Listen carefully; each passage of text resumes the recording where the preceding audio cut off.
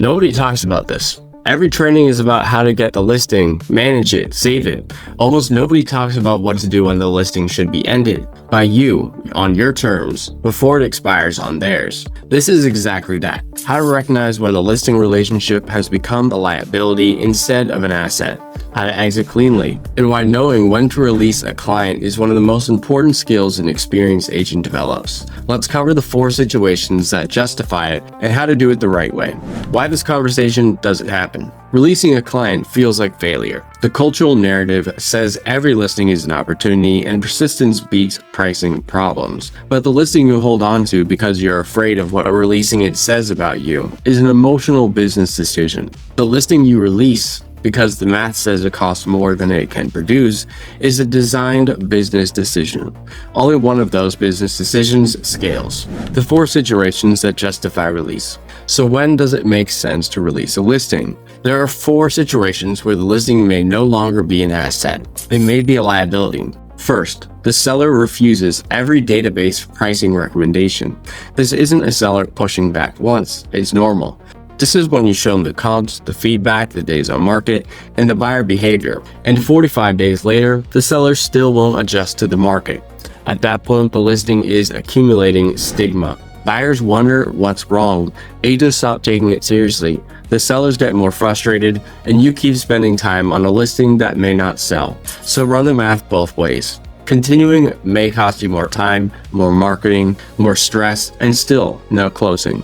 Releasing may cost you a commission on a listing that wasn't likely to close anyway. Second, the seller won't cooperate with the process. This could be limited showings, poor communication, refusing reasonable prep, concealing appointments, or ignoring the market plan.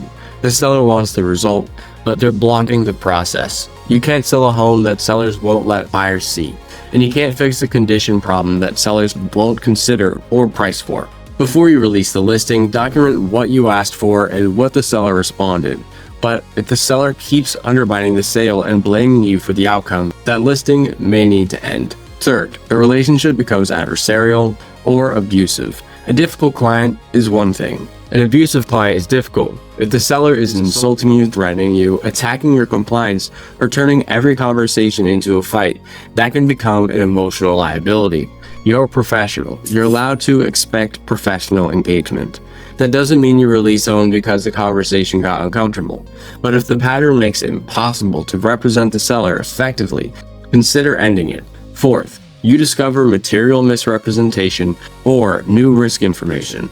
This is the serious one. If you discover undisclosed material facts, inaccurate marketing information, ownership issues, permit issues, safety concerns, or anything that creates legal or licensing risk, pause and talk to your broker.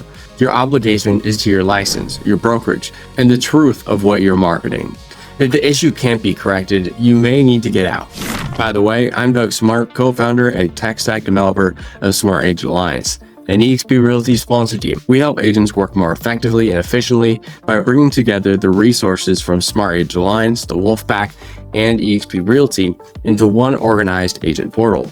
Our agents get access to a personalized link page, marketing templates, an agent attraction funnel, elite training, and the systems they need to build both production and revenue share. And because we're part of the Wolfpack, eXp's fastest growing sponsor with the highest retention, our agents have access to weekly masterminds and one of the strongest support communities at eXp, all for no cost to our agents. Quick thing before we go further, if you find this useful, subscribe. We publish this kind of breakdown every week, and it's the easiest way to make sure the next one finds you. How to release correctly. If you decide the listing should end, don't make it emotional. Review the listing agreement first, because what your listing agreement allows on early termination varies by contract and state. Are you terminating for cause or asking for a mutual release? Those are different conversations. Then talk to your broker before you talk to the seller. The listing usually belongs to the brokerage, so alignment comes first. When you speak with the seller, frame it around the seller's outcome, not your frustration. You can say, I want to be honest about whether I'm still the right agent to get you the result you want. I believe the home can sell, but not under the current strategy. If we can't align on the price, access, and plan the market requires, the most professional thing I can do is release you to find an agent who sees it differently. Then get the release in writing. Make sure it's signed by the required parties and addresses any commission, protection period, or future obligation issues.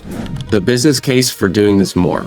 Releasing a listing isn't failure. Sometimes it's the professional decision. An agent who releases 2 going nowhere listings and replaces them with 2 that close runs a stronger business than the agent who holds every listing out of fear.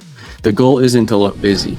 The goal is to create outcomes. And sometimes releasing the seller is what protects the relationship enough for them to come back later, when they're ready to follow the market and your advice. If you're ready to see the full EXP structure, check out our 18-minute inside look. It's the fastest, clearest breakdown of EXP you'll find anywhere.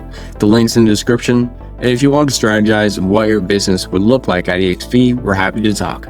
Contact info is also in the description below. If your seller is still anchored to what homes we're selling in 2022, check out the video on screen. And if you want to go one step further and build a price production plan into your business process, check out the other one. Thank you for watching, and I'll see you on the next one.